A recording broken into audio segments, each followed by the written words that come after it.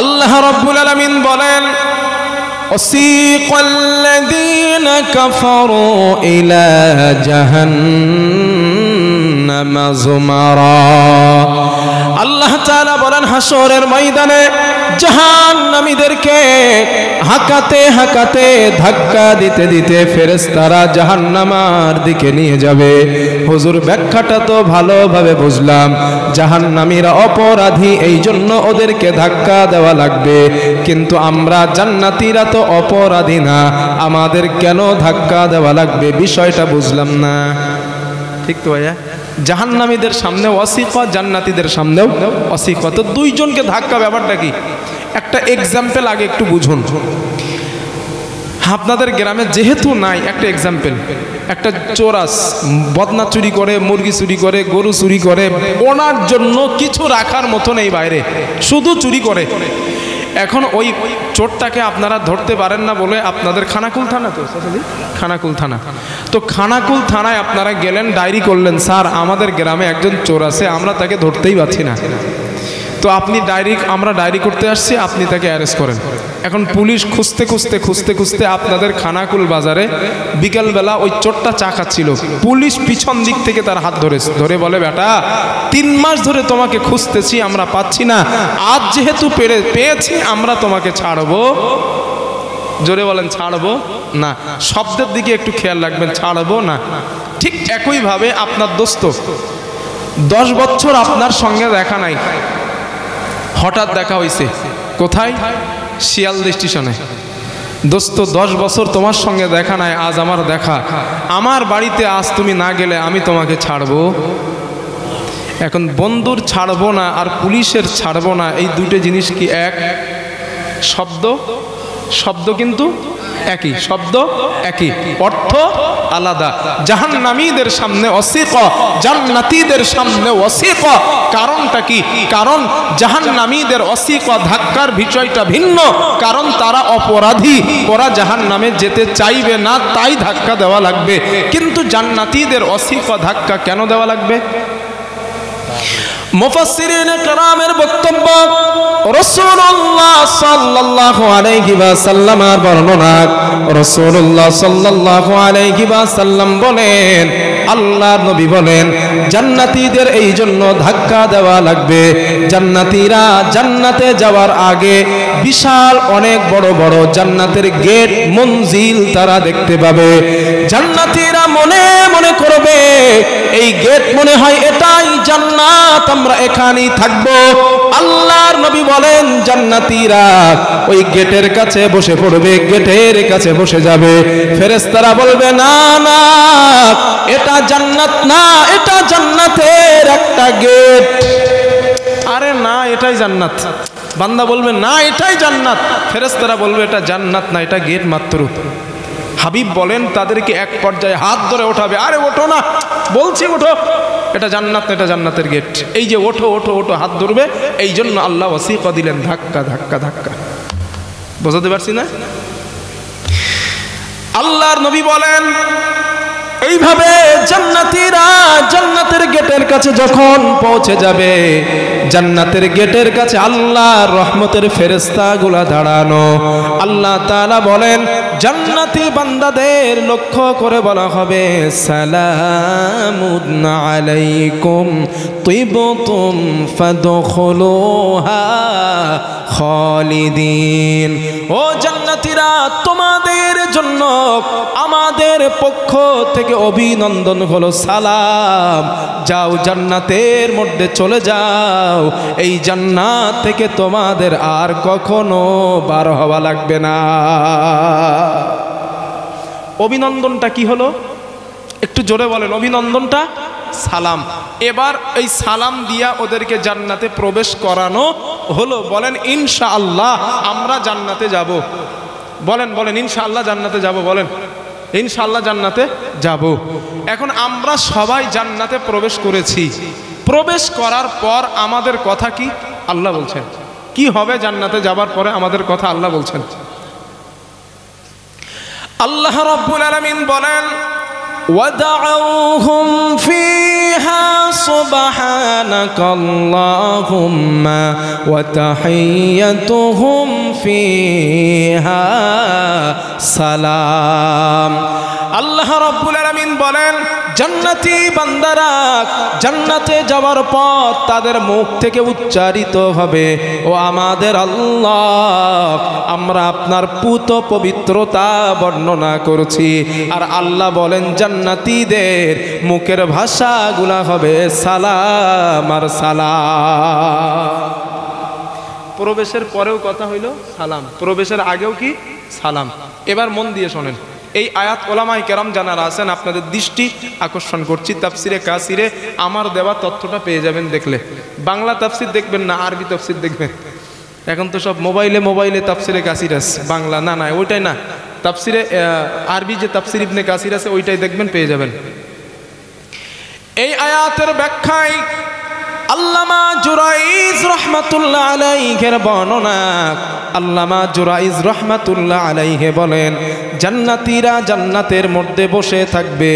ইযা মাররা বিহিমুত তায়র, জান্নাতীদের সামনে দিয়ে বিরাট বড় বড় উট পাখির মতো বড় বড় পাখিগুলা অতিক্রম করবে। জান্নাতীরা মনে মনে করবে, ইয়াস্তাহুনাহু, এই পাখিগুলার গোশত রান্না করে যদি খাওয়া যেত, ভুনা করে যদি খাওয়া যেত, কতই না ভালো হতো।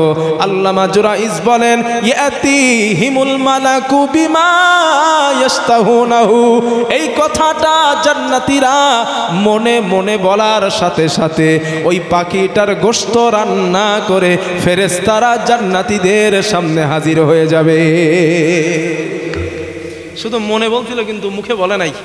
কিসে বলছে ভাইয়া? মনে মনে মনে মনে বলছে। মনে বলার সাথে সাথে আল্লাহর ফেরেশতারা ওটা হাজির করে ফেলেছে।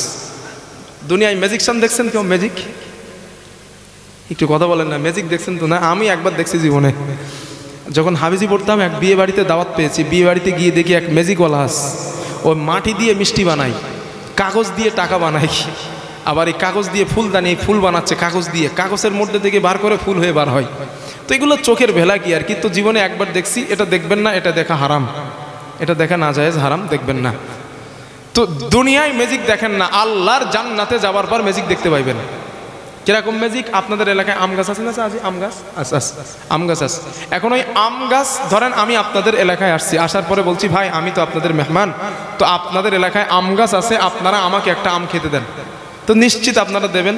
এখন আপনারা আম খাওয়ানোর জন্য আপনারা আম গাছের কাছে যাবেন, আম লগি দিয়ে পারবেন, এসে মার কাছে হোক বিবির কাছে হোক দেবেন, সিলে প্লেট করে এক গ্লাস পানি এবং কাঁচের প্লেটে বা অন্য কোনো প্লেটে আমার কাছে দিবেন যে হুজুর নেন। তাহলে দুনিয়ায় আমরা আম খেতে গেলে আম গাছের কাছে যেতে হয়। নবী বলে না, তুমি জান্নাতে যাওয়ার পর যখন জান্নাতের কোনো ফল খেতে ইচ্ছা করবা, তুমি মনে অথবা মুখে বলবা, ওই গাছের ডাল ক্লোজ হয়ে তোমার মুখের কাছে চলে আসবে। হাদিস মুসলিম শরীফে আছে, নবীজি বলছেন, মুখ দিয়ে বলবা যে হাঙর গাড়ি দেখছেন না, জিসিবি মাটি কাটা গাড়ি, এইখান থেকে মাটি কেটে ওইখানে রাখে, এরকম ক্লোজ হয়ে আপনার মুখের কাছে আসবে। ম্যাজিক হবে জান্নাতে। হাদিসের মধ্যে পাওয়া যায় রাসূলুল্লাহ সাল্লাল্লাহু আলাইহি ওয়াসাল্লাম মসজিদে নববীর মধ্যে আল্লাহর নবী জান্নাতের বর্ণনা করেছেন। একজন সাহাবা মসজিদে নববীতে বসে বসে কাঠের একটা কাঠি দ্বারা নিজের দাঁতকে খিলাল করছেন। আল্লাহর নবী বললেন, ও আমার সাহাবা, একটুখানি তুমি দাঁড়িয়ে যাও। ওই সাহাবাটা দাঁড়ালেন। আল্লাহর নবী বললেন, জি হুজুর বলুন। নবীজি বললেন, সাহাবা তোমার হাতে ওটা কি? ওই সাহাবা বললেন, হুজুর কাঠের বানানো একটা কাঠি। আল্লাহর নবী বলেন, যেই আল্লাহর হাতে আমি নবী মুহাম্মাদের প্রাণ, ওই আল্লাহর নামের শপথ করে বলছি, তোমার হাতে যত সামান্য পরিমাণ কাঠের কাঠি আছে, এত সামান্য পরিমাণ কাঠ আল্লাহর জান্নাতে তুমি খুঁজে পাবা না। সাহাবা প্রশ্ন করলেন, ইয়া রাসূলুল্লাহ, একটু আগেই আপনি আমাদেরকে বলেছেন জান্নাতের মধ্যে বিরাট বড় বড় আপেলের গাছ আছে, আঙ্গুরের গাছ আছে, লেবুর গাছ, লিচুর গাছ, আমের গাছ আছে। প্রশ্ন হলো, হুজুর যদি গাছ থাকে কাঠ কেন থাকবে না? ঠিক না ভাইয়া? গাছ থাকলে কাঠ থাকবে না। আপনি এক্ষুনি বলছেন এই এত সামান্য পরিমাণও কাঠও নাই। নবী বলছে কথা ঠিক। আমি যখন মেয়ারাজে গিয়েছিলাম, মেয়ারাজে গিয়ে জান্নাত ভ্রমণের সময় দেখি আল্লাহর জান্নাতের মধ্যে যত বড় বড় বৃক্ষ আছে, একটা বৃক্ষ কাঠ দ্বারা বানানো না, সোনা এবং রূপা দ্বারা আল্লাহ তৈরি করেছেন। সুবহানাল্লাহ। প্রশ্ন হবে, হুজুর সোনার গাছে কি আবার আম হয়? তাই না? আপনাদের আমি জিজ্ঞাসা করি, দুনিয়ায় কাঠের গাছে আম দিয়েছেন কেডা? আল্লাহ। দুনিয়ায় কাঠের গাছে আম দিয়েছেন কে? আল্লাহ। তো আল্লাহ যদি কাঠের গাছে আম দিতে পারে, জান্নাতের সোনার গাছে আম দিতে পারে না? এটা যেমন বিশ্বাস করেন ওটাও তেমন বিশ্বাস করুন, আল্লাহ পারেন। বিশ্বাস করুন ভাইরা, জান্নাতে যা চাইবেন আল্লাহর কাছে মুখ থেকে বলেন আর মন থেকে বলেন, যা বলবেন সব আল্লাহ আপনাকে জান্নাতে দিয়ে দিবে। এক সাহাবা তো এই কথা শুনে বলেই ফেলছে, হুজুর আপনি যে বললেন জান্নাতে যা চাইবো তাই পাবো, হুজুর একটু বলবেন, আমার তো দুনিয়ায় ঘোড়া চালানোর বড় শখ, আল্লাহর কাছে যদি আমি ঘোড়া চাই আল্লাহ কি জান্নাতে ঘোড়া দিবে? নবী বলেন, শোনো, তুমি দুনিয়ায় যেই ঘোড়া চালাও ওই ঘোড়া তো দুনিয়ায় মাটির জমিনের উপরে চলে। তুমি আল্লাহর কাছে যদি ঘোড়া চাও আল্লাহ তোমাকে এমন ঘোড়া দিবে, ওই ঘোড়া নিয়ে তুমি আকাশে উঠতে পারবা। সুবহানাল্লাহ বলতে মন চায় না? যা চাইবেন তাই পাইবেন। আবার যেন যারা বিড়ি টিড়ি খান যেন বিড়ি টিড়ি চেয়ে বসেন না,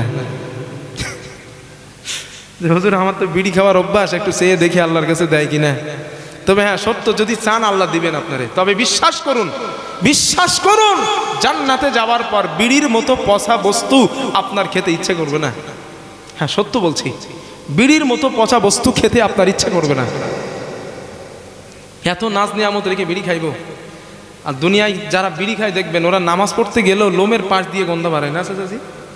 লোম দিয়ে গন্ধ বাড়ায়। আমি মানা করছি না বিড়ি জানারা খান, জানি না, হাতও তুলতে বলছি না, বা মানাও করছি না যে বিড়ি খায়েন না আপনারা। তবে দুইটা কথা বলি, এই দুইটা কথা শোনেন, এরপরে নিজে সিদ্ধান্ত নেবেন। কথা নাম্বার 1, আল্লাহর নবী বলেন, আদ-দুখফু আদ-দুখান ওয়াল আযাব। জাহান্নামার মধ্যে আছে আযাব, জাহান্নামার মধ্যে আছে আগুন, জাহান্নামার মধ্যে আছে ধোঁয়া। 1 নাম্বার কি আছে? একটু কথা বলতে হবে। 1 নম্বরে আযাব, 2 নাম্বার আগুন, 3 নাম্বার ধোঁয়া। এবার আপনারা বলেন বিড়ির মধ্যে কি কি আছে? ধোঁয়ার আগুন। তাহলে জাহান্নামার মধ্যে যা আছে বিড়ির মধ্যেও তাই আছে, আর আপনি ওটা নিয়ে মুখে টানছেন। হায়রে মুসলমান। 2 নাম্বার, আল্লাহ কোরআনে বলেন জাহান্নামীদের খোরাক হবে তুসকা মিন আইনিন আনিয়া লাইসা লাহুম তুআমুন ইল্লা মিন দরি। এই দরি হলো এমন একটা খাবার, আল্লাহ বলেন ওই দরি খাবার খেলে জাহান্নামীদের শরীর পরিপুষ্টও হবে না এবং ক্ষুধাও নিবারণ হবে না। দরি নামীয় এমন খাবার যা খেলে শরীর পরিপুষ্ট হবে না এবং ক্ষুধাও নিবারণ হবে না। আমি আপনাদের জিজ্ঞাসা করি, বলুন বিড়ি খাইলে ক্ষুধা নিবারণ হয়? বিড়ি খেলে শরীর পরিপুষ্ট হয়? জোরে বলেন না। না, তো বিড়ি খাইলে তো পরিপুষ্টও হয় না শরীর, ক্ষুধাও নিবারণ হয় না। অনেক ওলামায়ে কেরাম এই জাহান্নামে দরি খাবারের সঙ্গে দুনিয়ার বিড়ির সম্পর্ক রেখেছেন। এরপরেও যদি বলেন হুজুর খামু তো খান, আপনার টার্গেট জান্নাতে যাবা, আপনি জাহান্নামের খোরাক দুনিয়ায় টানতেছেন। আল্লাহ এগুলা ছেড়ে দেওয়ার তৌফিক দেন, বলেন আমিন। আমার বন্ধুগণ, জান্নাতের মধ্যে আপনি মনে মনে যা বললেন আমার আল্লাহ জান্নাতের মধ্যে আপনার জন্য হাজির করে দিবেন। আল্লামা জুরাইজ রাহমাতুল্লাহ আলাইহির বর্ণনা, তিনি বলেন জান্নাতীরা মনে মনে বলছিল ওই পাখিটার গোশত খাবো, আল্লাহর সাথে সাথে হাজির করেছেন। আল্লামা জুরাইজ বলেন ওই ফেরেশতারা গোশতগুলা জান্নাতীদের সামনে হাজির হবার পর জান্নাতীদের লক্ষ্য করে বলবেন সালামুন আলাইকুম, ও জান্নাতীরা তোমাদের জন্য আমাদের পক্ষ থেকে সালাম আর সালাম। এবার আমি আপনাদের জিজ্ঞাসা করি, বলেন জান্নাতে প্রবেশ করার আগে অভিনন্দন কি ছিল? জোরে বলেন না একটু। প্রবেশ করার পরে, খাওয়া দাওয়ার আগে সালাম। এই জন্য কেতাবে লেখা হয়েছে যেই মুসলমানকে বেশি বেশি সালাম দেন জান্নাতি ব্যক্তিদের একটা আলামত, আল্লাহ ওই বান্দার মধ্যে প্রবেশ করিয়ে দেন। সুবহানাল্লাহ। দিবেন না সালাম? ইনশাল্লাহ দিবেন তো সালাম। সালাম দান, জান্নাতি ব্যক্তিদের আলামত আল্লাহ আপনাকে দান করবেন। 1 নাম্বার কথা। সালামের ব্যাপারে 2 নাম্বার কথা, আমরা এখানে যারা বসে আছি, পুরুষদের ক্ষেত্রে বলছি, নারীদের ক্ষেত্রে না, যারা বসে আছি আমরা সবাই তো জান্নাতে যেতে চাই না? কেটা কেটা যাবেন একটু হাত তোলেন দিন জান্নাতে, আল্লাহরে হাত দেখান দিন। আচ্ছা জি, হাত নামান। আল্লাহ তুমি শেষ রাত্রে আমাদের হাতগুলো কি কবুল করো, বলেন আমিন। তো আমাদের সবার উদ্দেশ্য আমরা জান্নাতে যাব। যদি জান্নাতে যেতে চান একটা আমল করবেন, নিরাপদে আল্লাহ জান্নাত দিয়ে দিবে। হুজুর কি কথা বললেন, একটা আমল করলে নিরাপদে জান্নাত? হ্যাঁ হ্যাঁ, হাদিস শোনাচ্ছি, দলিল দিচ্ছি আমি। আল্লাহর নবীর সাহাবা আন আব্দুল্লাহ ইবনে সালাম রাদিয়াল্লাহু তাআলা আনহুর বর্ণনা, নবীজির সাহাবা হযরতে আব্দুল্লাহ ইবনে সালাম রাদিয়াল্লাহু তাআলা আনহু বলেন, আমিও তখনও মুসলমান হই নাই। আমি আমার নানি মার কাছে শুনতে পেলাম, আমার নানি মা আমাকে বললেন, ও আব্দুল্লাহ ইবনে সালাম, তুমি কি শুনেছো রাসূলুল্লাহ নবী মুহাম্মদ রাসূলুল্লাহ সাল্লাল্লাহু আলাইহি ওয়াসাল্লাম মক্কা থেকে হিজরত করে মদিনায় আসতেছেন, এই কথাটা কি তুমি শুনেছো? আব্দুল্লাহ ইবনে সালাম বলেন, আমি এই কথা শোনার সাথে সাথে আমি আমার মনে মনে সিদ্ধান্ত নিলাম, আমি নবীজির কাছে 3টা প্রশ্ন করব। এই প্রশ্নের জবাব আল্লাহর নবী যদি আমাকে দিতে পারেন, আমি নবীজির হাতে হাত দিয়ে কলেমা পড়ে মুসলমান হয়ে যাব। আল্লাহর নবী মদিনায় আসলেন। আব্দুল্লাহ ইবনে সালাম আল্লাহর নবীর কাছে আসলেন। নবীজির কাছে আসার পরে কথা বলার অনুমতি চাইলেন, নবীজি অনুমতি দিলেন। আব্দুল্লাহ ইবনে সালাম বললেন, আব্দুল্লাহর বেটা মুহাম্মদ, তখন তিনি তো মুসলমান হয় নাই, ও আব্দুল্লাহর বেটা মুহাম্মদ, আমি আপনার কাছে 3টা প্রশ্ন করতে চাই, আমাকে যদি উত্তর দিতে পারেন আমি মুসলমান হয়ে যাব, কথা দিলাম। আল্লাহর নবী বলেন, বলুন কি প্রশ্ন, বলো কি প্রশ্ন করতে চাও? আব্দুল্লাহ ইবনে সালাম বললেন, 1 নম্বর আমার প্রশ্ন, আপনি আমাকে বলুন দুনিয়ায় কিয়ামতের আগে যেই আলামতগুলা সংগঠিত হবে, ওই আলামতের প্রথম আলামত কোনটা? 1 নম্বর প্রশ্ন। 2 নম্বর, ও আব্দুল্লাহর বেটা মুহাম্মদ, জান্নাতি ব্যক্তিরা জান্নাতে যাওয়ার পর আল্লাহ কোন বস্তু দ্বারা আগে মেহমানদারি করাবেন? এটা 2 নম্বর প্রশ্ন। 3 নম্বর, সন্তান বাবার মতো দেখতে কেন হয়, মায়ের মতো দেখতে কেন হয়? এই 3টা প্রশ্নের জবাব আপনি আমাকে দেন, কথা দিলাম আমি মুসলমান এখনই হয়ে যাব। হাদিসে আছে, নবী কিছু সময় চুপ হইলেন, কথা বলে না, কিছু সময় পর মাথা উঁচু করলেন, উঁচু করে বললেন, তোমার প্রশ্নের জবাব নাও। আব্দুল্লাহ ইবনে সালাম রাদিয়াল্লাহু আনহু বলেন, নবীজি আব্দুল্লাহ ইবনে সালামকে বললেন, তোমার 1 নম্বর প্রশ্নের জবাব, কিয়ামতের আগে যে আলামত দুনিয়ায় আল্লাহ সংগঠিত করবেন, তার মধ্যে প্রথম আলামত, পূর্ব দিক থেকে একটা আগুনের পাহাড় বার হবে, ওই পাহাড়টা মানুষকে পশ্চিম দিকে তাড়া করে নিয়ে যাবে। এটা তোমার প্রশ্নের 1 নম্বর জবাব। 2 নম্বর, জান্নাতি ব্যক্তিদের আমার আল্লাহ মাছির কলিজার একটা অবশিষ্ট অংশ দ্বারা মেহমানদারি করাবেন। 3 নম্বর, সন্তান বাবার মতো দেখতে কেন হয়, মায়ের মতো দেখতে কেন হয়? আল্লাহর নবী বলেন, বাবা এবং মায়ের বৈধ মিলনের মধ্যে বাবার শরীরের শুক্রাণুটা যদি মায়ের গর্ভে আগে নির্গত হয় বাবার মতো দেখতে, অথবা বাবার পরিবারের মতো দেখতে হয়, মায়ের শরীরের ডিম্বাণুটা যদি আগে নির্গত হয় মায়ের মতো বা মায়ের পরিবারের মতো দেখতে হয়। এটা তোমার প্রশ্নের 3 নম্বর জবাব। আব্দুল্লাহ ইবনে সালাম সাথে সাথে বললেন, ইয়া রাসূলুল্লাহ, আপনি অবশ্যই আল্লাহর নবী, এতে কোনো সন্দেহ নাই। নবী বললেন, তুমি বুঝলা কেমনে? তুমি এক কথাই বললেন, হুজুর আমি ইনজিলের বড় একজন আলিম, আমি ইনজিল পড়ে দেখেছি এই 3টা প্রশ্নের জবাব আল্লাহর নবীরা ছাড়া কেউ দিতে পারবে না। তো আপনি সঠিক দিয়েছেন মানে অবশ্যই আপনি আল্লাহর নবী। সুবহানাল্লাহ বলেন। আব্দুল্লাহ ইবনে সালাম ওখানেই সাথে সাথে মুসলমান হয়। এখান থেকে একটা আকীদার ব্যাপার একটু বলে দেই, একটা আকীদার ব্যাপার বলি। এদিকে সব সিলসিলা ফুরফুরা মতদর্শের মানুষ, সব ফুরফুরা সিলসিলা মানুষ না জানি না আমি, তাও একটু জিজ্ঞেস করে নিলাম আকীদার এখানে কি ব্যাপার আছে। আকীদার ব্যাপার আছে, আব্দুল্লাহ ইবনে সালাম রাদিয়াল্লাহু আনহু নবীকে জিজ্ঞাসা করলেন, হাদিসে আমি যেটা বলছি ওটাই আজ দেখে নিয়েন। নবীকে জিজ্ঞাসা করলেন, হুজুর আমি যখন আপনাকে প্রশ্ন করেছি আপনি কিছু সময় চুপ থাকলেন, জবাব দিলেন না, কিছু সময় পরে জবাব দিলেন, কারণ কি? নবীজি বললেন, শোনো এই তিনটা প্রশ্নের জবাব একটাও আমি নবী আমার জানা ছিল না। কি বললেন নবী? আমার জানা ছিল না। আমি মাথা নিচু করেছিলাম, তখন জিবরাইল আমার কানে কানে এই তিনটা প্রশ্নের জবাব আমি নবীকে জানিয়ে দিয়েছেন, তাই আমি রাসূল তোমাকে বলে দিয়েছি। সুবহানাল্লাহ। হুজুর এইখানে আকীদা কি পাইছেন? আকীদা হলো আমাদের সমাজে এক শ্রেণীর ভাইয়েরদের দাবি বা এক শ্রেণীর কওমের দাবি, আমার নবী হলেন আলিমুল গায়েব। নবী আলিমুল গায়েব বা ইলমের খবর রাখেন। কিন্তু আমাদের আকীদা হলো নবী আলিমুল গায়েব না, আলিমুল গায়েবকে একটু জোরে বলেন আল্লাহ।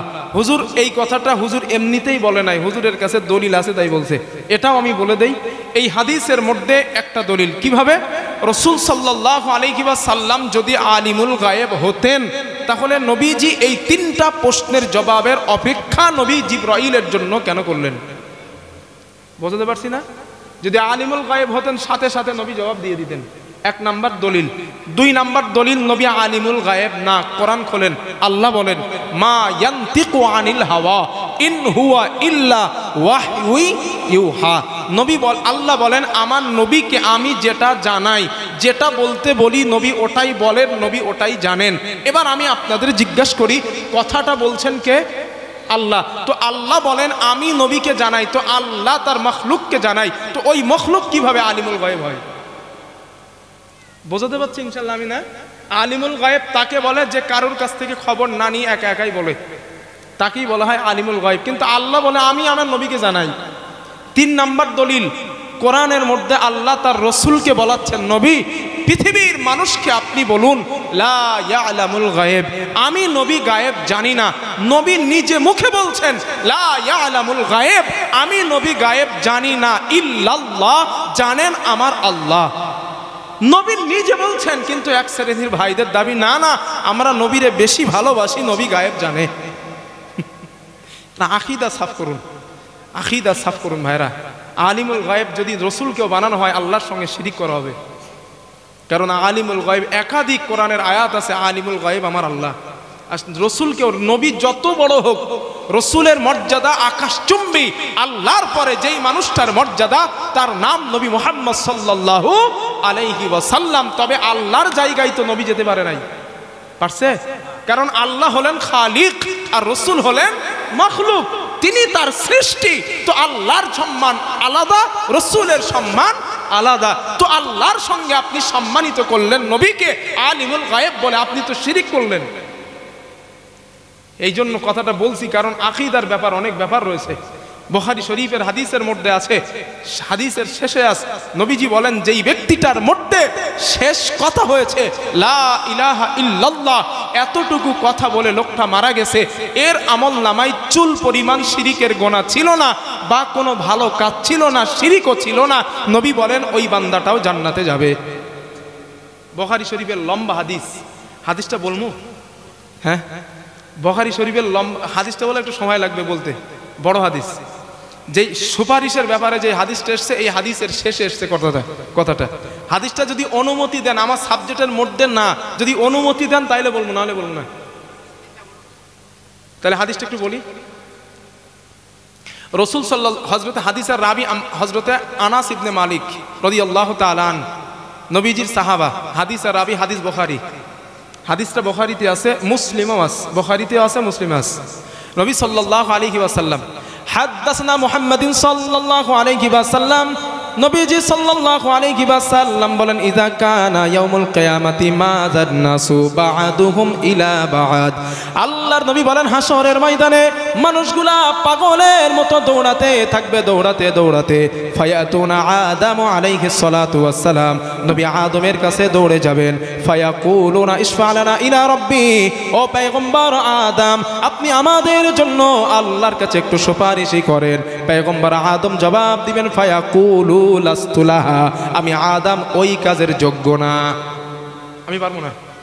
নবী আদম বলবেন ওয়ালাকিন আলাইকুম বিইব্রাহিম আলাইহিস সালাম, তোমরা নবী ইব্রাহিমের কাছে যাও। ফাইন্নাহু খলিলুর রহমান, তিনি আল্লাহর অনেক কাছের বন্ধু, তোমরা ইব্রাহিম নবীর কাছে যাও। আল্লাহর নবী বলেন ইব্রাহিম নবীর কাছে যাবেন। ইব্রাহিম নবী বলবেন না না, আমি ইব্রাহিম আমি পারবো না, তোমরা অন্য নবীর কাছে যাও। হাদিসের মধ্যে এইভাবে এসছে নবী মুসার কাছে যাবেন, নবী মুসা বলবে না আমি পারবো না। ঈসা নবীর কাছে যাও, ঈসা নবী বলবে না না, আমি ঈসা পয়গম্বর পারবো না। তবে আমি তোমাদেরকে একটা সাজেশন দেই, আজ আল্লাহর সামনে কেবলমাত্র শুধুমাত্র একমাত্র আল্লাহর সামনে কথা বলতে পারবেন আখিরি জামানার পয়গম্বর নবী মুহাম্মদুর রাসূলুল্লাহ সাল্লাল্লাহু আলাইহি ওয়াসাল্লাম। তোমরা নবী মুহাম্মাদের কাছে যাও। আল্লাহর নবী বলেন ফায়াতুনি ফায়াকুল, হাসরবাসীরা আমি নবী আমার কাছে আসবে।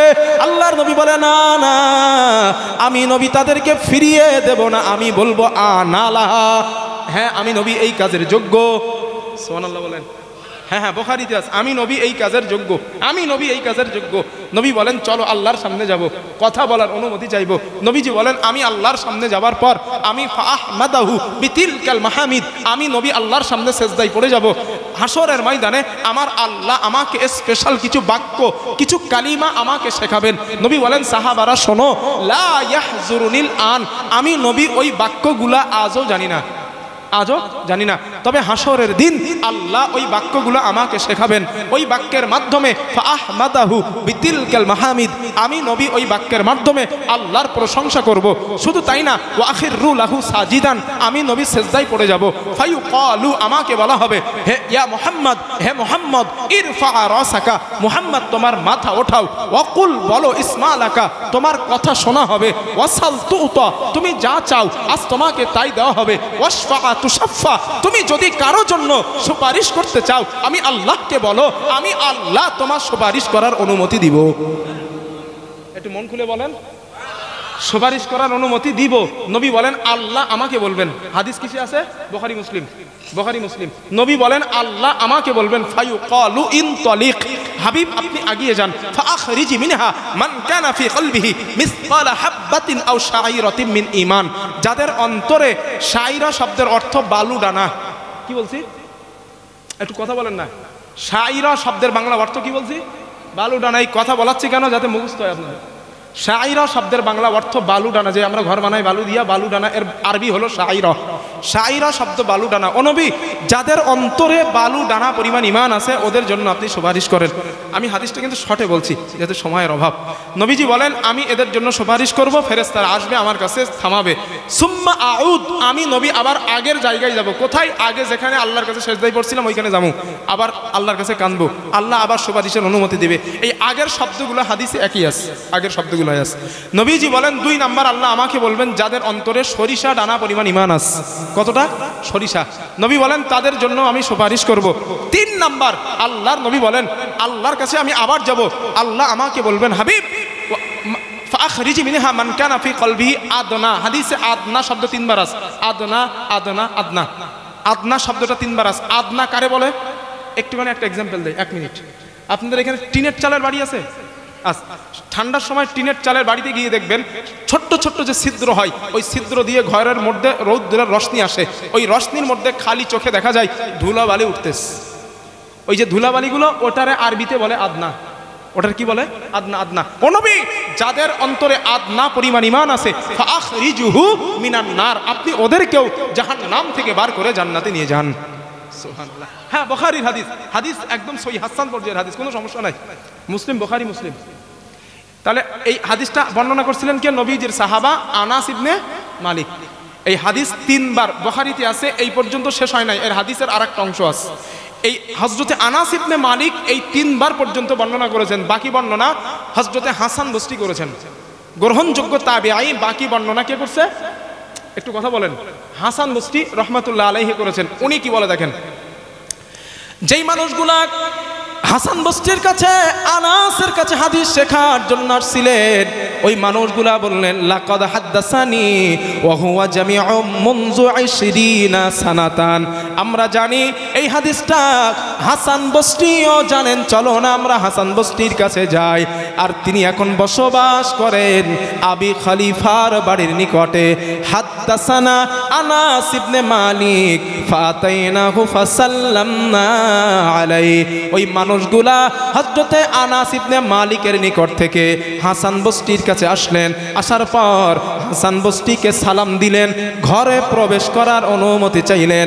ফাআজিনা লানা, হাসান বসরি ওই মানুষগুলাকে প্রবেশ করার অনুমতি দিলেন।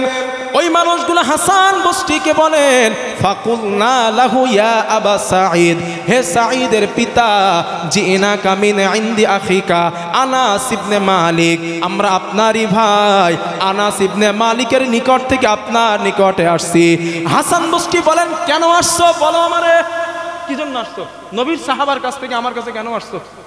ওই মানুষগুলা বললেন ফাহাদ্দাসনাহু, ওই মানুষগুলা বললেন লাকাদ হাদ্দাসানি ওয়া হুয়া জামিউ মুযু 20 সানাতান। ওই মানুষগুলা হাসান বসরিকে বললেন, ও হাসান বসরি, হযরতে আনাস ইবনে মালিক শাফাআতের ব্যাপারে আমাদের এমন একটা হাদিস শুনিয়েছেন যেই হাদিসটা আমরা আগে কারো কাছে শুনি নাই। হাসান বসরি বলে ফাকালা হি, তাই নাকি? কি বলছো তাই? ফাকালা হি, তাই না? ফাহাদ্দাসনাহু বিল হাদিস, ওই হাদিসটা আমার কাছে বলো তো দেখি, কি হাদিস তোমরা শুনছো?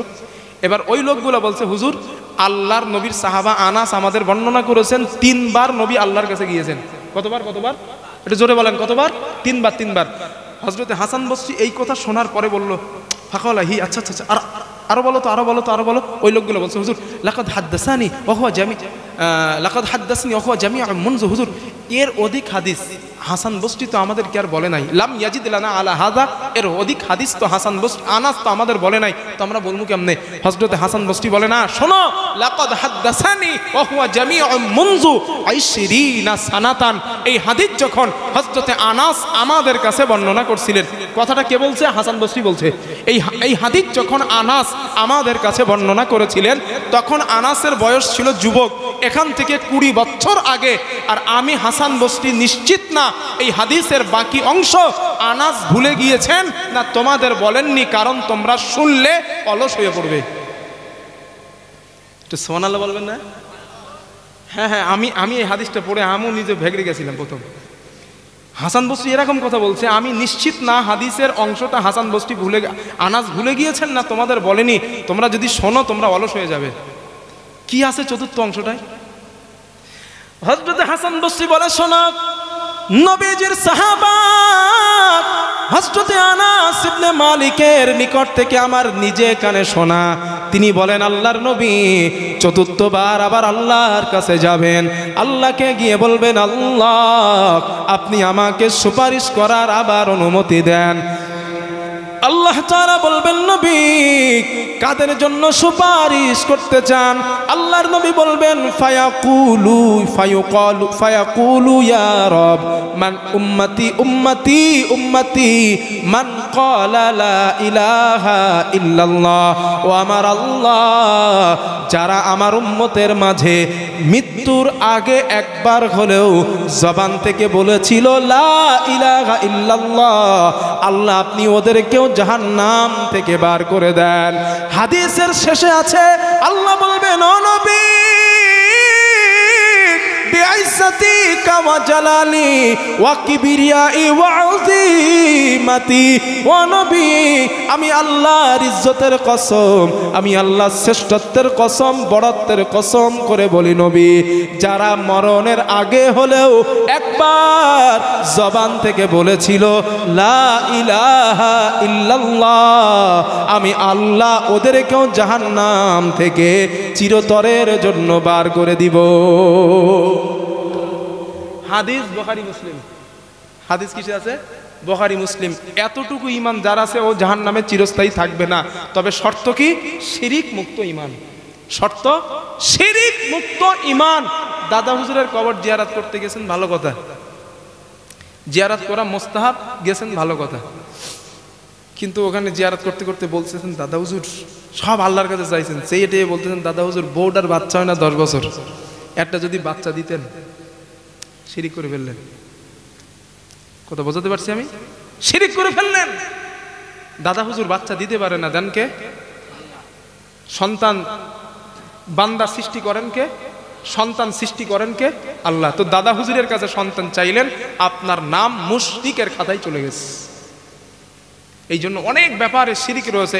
ইউটিউবের মধ্যে আমার একটা বক্তব্য আছে, দেখবেন শিরিক, ছোট শিরিক এবং বড় শিরিক। আমরা আমাদের সমাজে অ্যাভেলেবেল যে শিরিকগুলা হয়, ওই শিরিকগুলার ব্যাপারে আমার একটা বক্তব্য আছে, পারলে সময় পেলে শুনে নেবেন। এই যে সাবজেক্ট নিয়ে কথা বলছি, ওটা সাবজেক্ট শুধু শিরিক, শুধু শিরিক। এই কথাগুলো শুনলে আশা করি শিরিক থেকে বাঁচবেন। আর শিরিক মুক্ত ঈমান যদি থাকে, হাদিসের মধ্যে নবীজি বলেন, কোন বান্দার গোনা যদি আসমান সমূহ হয়, ওই গোনার মধ্যে এক চুল শিরিকের গোনা নাই, আল্লাহর নবী বলেন আল্লাহ ওই বান্দাকে মাফ করে জান্নাত দিয়ে দিবেন। শিরিক এত ভয়ানক অপরাধ। হাদিসে নবী বলেন কাবাইরুল আকবার, সব থেকে কবিরা গোনার মধ্যে সব থেকে বড় গোনা হলো 4টা। তার মধ্যে প্রথম আছে আল ইশরাকু বিল্লাহ, রবের সঙ্গে শিরিক করা। কখনো করবেন না। আল্লাহর কাছে শুধু কাঁদবেন, মাবুদ জেনে অজেনে যদি কোনো শিরিক হয় আমারে মাফ করে দাও, আমি ইচ্ছাকৃত শিরিক করি নাই। এই জন্য ভাইরা যেই কথাটা বলতে চাচ্ছি যে আকীদার ব্যাপারটা সাফ করুন।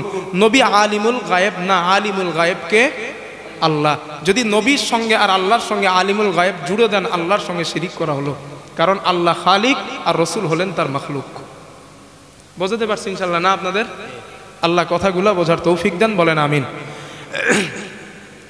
আমার বন্ধুগণ, এবার আব্দুল্লাহ ইবনে সালাম রাদিয়াল্লাহু তাআলা আনহু বলেন, আমি মুসলমান হয়ে যাবার পর আল্লাহর নবী আমাকে 3টা আমলের কথা বললেন।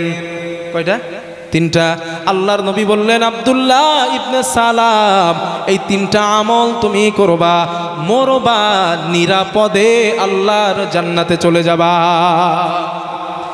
1 নম্বর আমল, আল্লাহর নবী বলেন, আব্দুল্লাহ ইবনে সালাম, 1 নম্বর তোমার জন্য আমল আফসুস সালাম, তুমি মুসলমানকে বেশি বেশি করে সালাম দিবা। 2 নম্বর ওয়া তুইমুত তাআম, অভুক্তকে খানা খাওয়াবা। 3 নম্বর ওয়া সাল্লু বিল্লাইলি ওয়ান নাসি নিয়াম, রাতের বেলা মানুষগুলা যখন ঘুমিয়ে যায়, ঘুমের মাঝে তুমি একা একা উঠে যাও, উজু করে তাহাজ্জুদের নামাজে দাঁড়িয়ে যাও। তাদখুলুল জান্নাতা বিসসালাম, নিরাপদে আল্লাহর জান্নাতে চলে যাও। কয়টা আমল দিয়েছেন নবী? 3টা। 1 নাম্বার একটু বলেন না? 1 নাম্বার সালাম, 2 নাম্বার অভুক্তকে খানা খাওয়ানো, 3 নাম্বার রাতের বেলা একটু তাহাজ্জুদের নামাজে দাঁড়াবেন। নবী বলেন তাদখুলুল জান্নাতা বিসসালাম, নিরাপদে আল্লাহ তোমারে জান্নাত দিয়ে দিবেন। কেন সালাম দেন না ভাই? কেন দেন না সালাম? আরেকটা হাদিস শোনেন, আরেকটা, এই হাদিসটাকে সহজ করার জন্য আরেকটা হাদিস শোনেন। আচ্ছা চাচাজি, যুবক ভাই, আমি আপনাদের কি বোঝাতে সক্ষম হচ্ছি ইনশাল্লাহ? আল্লাহর নবী বলেন, ক্বালা রাসূলুল্লাহ সাল্লাল্লাহু আলাইহি ওয়াসাল্লাম, রাসূলুল্লাহ সাল্লাল্লাহু আলাইহি ওয়াসাল্লামের বর্ণনা, আল্লাহর নবী বলেন, লা তাদখুলুল জান্নাতা হাত্তা তুমিনু, আল্লাহর নবী বলেন, আমার উম্মত তোমরা তত সময় জান্নাতে যেতে পারবা না, হাত্তা তুমিনু, যত সময় তোমরা ঈমানদার না হবা। এরপরে আল্লাহর নবী বলেন, ওয়ালা তুমিনু হাত্তা তাহাব্বু, ও আমার উম্মত তোমরা তত সময় ঈমানদার হতে পারবা না যত সময় তোমার ভাই আর ভাইয়ের প্রতি মহব্বত পয়দা না করবা। এই জায়গাটা একটু বোঝেন তো ভালো করে, রাগ করবেন না যেন আমার উপরে। নবী বলছেন জান্নাতে যাবা না ঈমানদার না হইলে, আর ঈমানদার হবা না ভাই ভাইয়ের প্রতি মহব্বত না করলে। এবার আপনাদের কাছে জিজ্ঞেস করি, জমি জায়গা নিয়ে ভাইয়ের মধ্যে মারামারি আছে না নাই? বড় ভাই ছোট ভাইয়ের জমির ধারে চাষ করবে বলে আল কাটতেছে, কাটতে কাটতে দেখা গেল আলটা একটু ছাটা হয়ে গেছে। ছোট ভাই কুরুলির ডাটি বার করে, তুই আমার আল ছাটলি কেন বল? আছে না এরকম? তোর ছাদের পানি আমার শেষেই কেন পড়লো এটা নিয়েও মারামারি। তোর রাস্তা চওড়া আমার রাস্তা কেন সরু ওটা নিয়েও মারামারি। তোর বাড়ির মুরগি আমার বাড়িতে কেন আসলো এটা নিয়েও মারামারি। এরপরে কি বলি আমরা, না আমি 4 বার হজ করছি, আমি 5 ওয়াক্ত নামাজ পড়ি, তাহাজ্জুদ পড়তে পড়তে কপাল কালো করে ফেলাইছি, আমি জান্নাতে যাব। বিশ্বাস করেন মিথ্যে কথা না। মুসলিম শরীফের হাদিস খোলেন, বুখারীর হাদিস খোলেন, আত্মীয়তার পরিচ্ছেদগুলো, হাদিসের আত্মীয়তার পরিচ্ছেদগুলো দেখেন। নবী যে স্পষ্ট বলেছেন, আত্মীয়তার রক্তের সম্পর্ক ছিন্নকারী ব্যক্তি আল্লাহর জান্নাতে যাওয়া তো দূরের কথা, জান্নাতের সুঘ্রাণও আল্লাহ ওর নাকে দিবে না। কথা বোঝাইতে পারছি? বোনের ফারাজ মারছেন 4 বিঘে, 5 বার হজ করেছেন। হুজুর না ফারাজ মারছি তো সমস্যা কি, হজে গিয়ে মাপতেই আসছি। ঘোড়ার ডিম মাপ হয়েছে আপনার, মাফ হয় নাই। হ্যাঁ সত্য বলছি, মাফ হয় নাই। কারণ হকুল্লাহর হকুল ইবাদ, বান্দার হক আর আল্লাহর হক। আপনি বোনের হক ফারাজ ফাঁকি দিয়েছেন, এটা আপনার বোনের হক, এখানে আল্লাহর কি করার আছে? আপনি বান্দার হক মেরেছেন, আপনি বোনের হক মেরেছেন, এখানে আল্লাহর কি করার আছে? আপনি নামাজ কাজা করেছেন, এটা আল্লাহর হক, চাইলে তিনি মাফ করে দিতে পারেন, চাইলে ক্ষমা করতে পারেন, কিন্তু আপনি বান্দার হক মেরেছেন। আল্লাহ যদি এরপরেও আপনারে ক্ষমা করে, আল্লাহ তো বেইনসাফি হবেন, ঠিক না ভাইয়া? আল্লাহ তো আহকামুল হাকিমিন হইল কেমনে, সঠিক বিচারপতি হইল কেমনে, যদি বোনের হক মারার পরে ওরে বোন মাফ করলো না, আল্লাহ ওরে জান্নাত দিল? ঠিক না?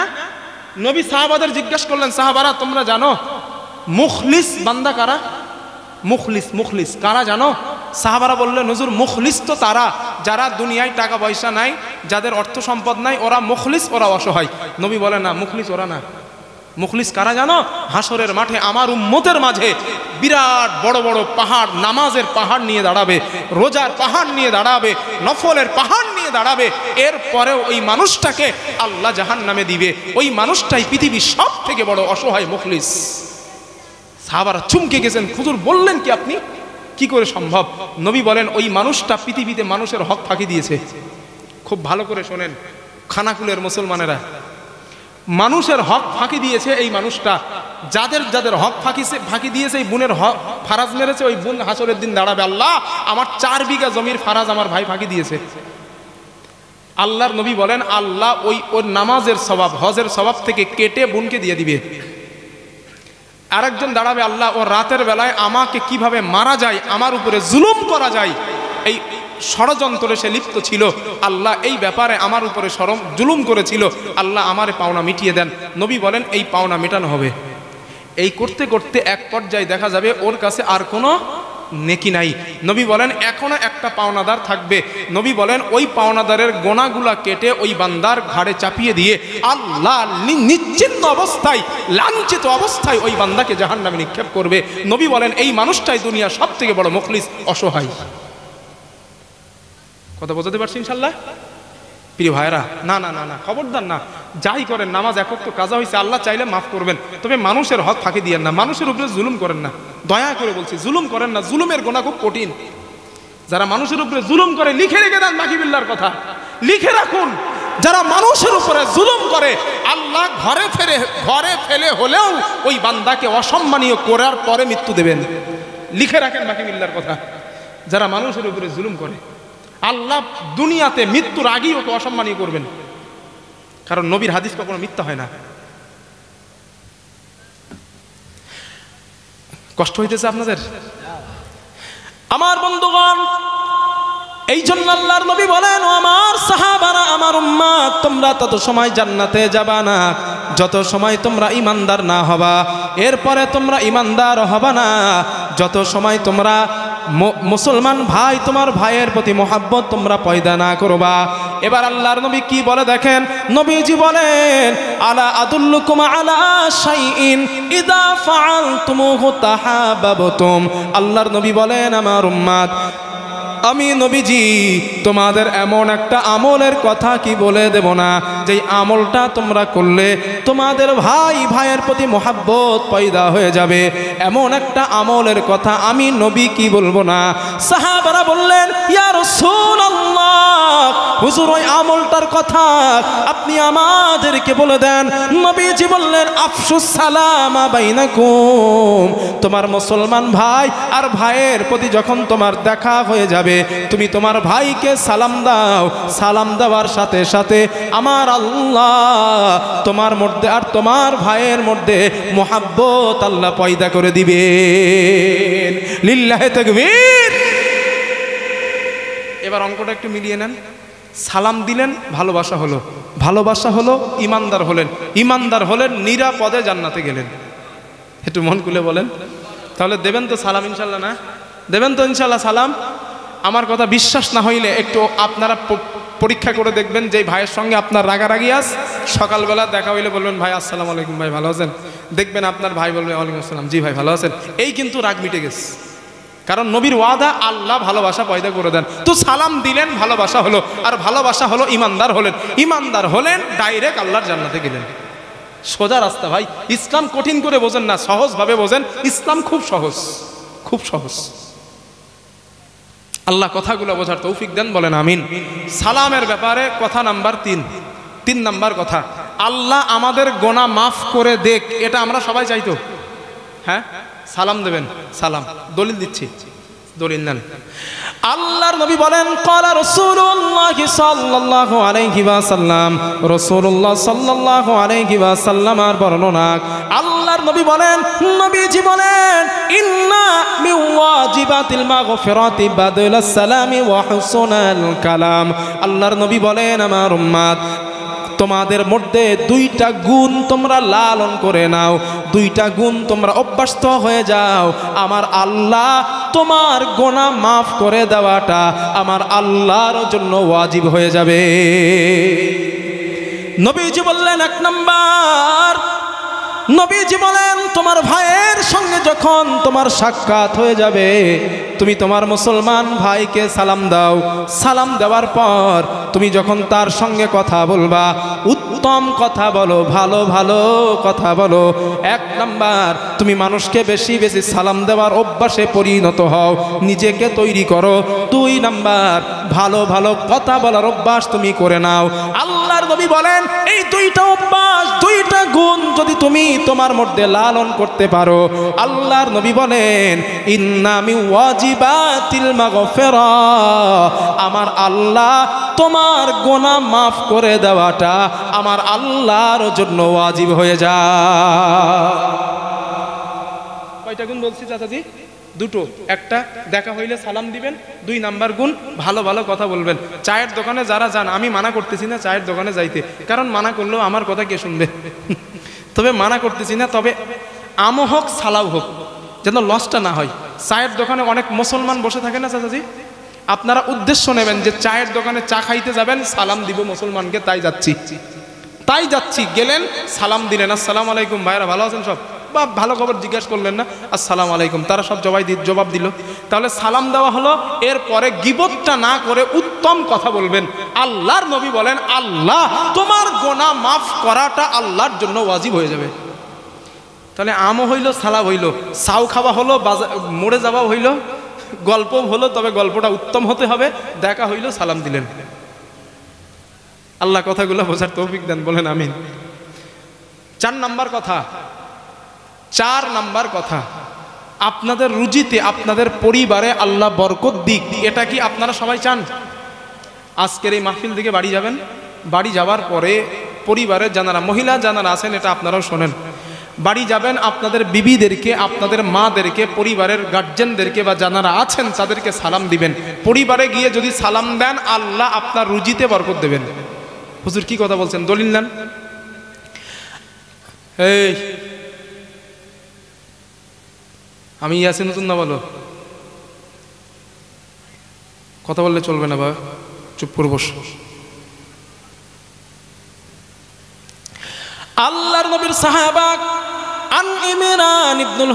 আল্লাহর নবীর সাহাবা আনাস ইবনে মালিক রাদিয়াল্লাহু তাআলা আনহু قال নবীজির সাহাবা হযরতে আনাস ইবনে মালিক রাদিয়াল্লাহু তাআলা আনহুর বর্ণনা তিনি বলেন আমি নবীজি সাল্লাল্লাহু আলাইহি ওয়াসাল্লাম আমাকে উপদেশ দিয়েছেন আনাস তুমি যখন তোমার বাড়িতে চলে যাবা তোমার পরিবারের কাছে তুমি যাবা সাল্লিম আলাইহিম তুমি তোমার পরিবারকে সালাম দিবা কেন দিবা জানো ইয়াকুন বারাকাতান আলাইকা ওয়া আলা আহলিকা তুমি যদি তোমার পরিবারকে সালাম দাও আমার আল্লাহ ওই সালাম দেওয়ার কারণে তোমার পরিবারের উপর আল্লাহ বরকত নাজিল করে দিবেন তোমার রুজির মধ্যে আল্লাহ বরকত দিয়া দিবে বাড়ি গিয়ে দেবেন তো সালাম ইনশাআল্লাহ মা বোনেরা আপনারা যারা আছেন আপনারাও আপনাদের স্বামীদের সালাম দিবেন যদি স্বামী স্ত্রীর মধ্যে বাবা মার মধ্যে সন্তানের মধ্যে সালাম দেওয়া দেবি করেন আল্লাহ রুজিতে বরকত দেবেন আর সালাম দিতে হবে বাড়িতে গিয়ে এটা আল্লাহর কিন্তু একটা আদেশ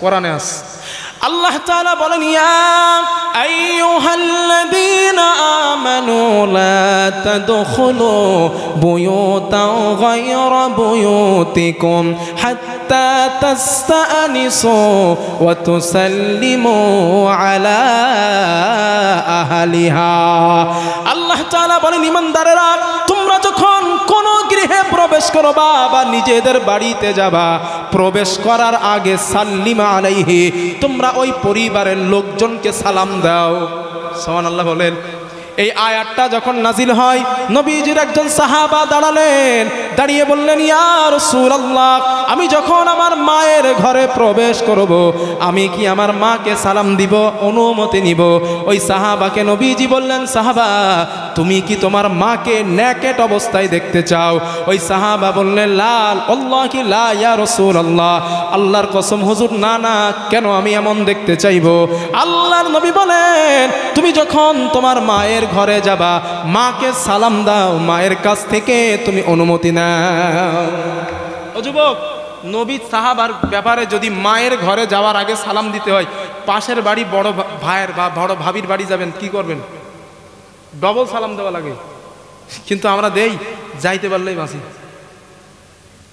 ইসলামের জায়গায় রেখে মানি না আমাদের কবলে যত মুসিবত শান্তি উড়ে বেড়াচ্ছে ধরতে পারি না ঠিক না ভাইয়া উড়ে বেড়াচ্ছে কিন্তু শান্তি সুখ আমরা ধরতে পারি না আর ধর্ম কি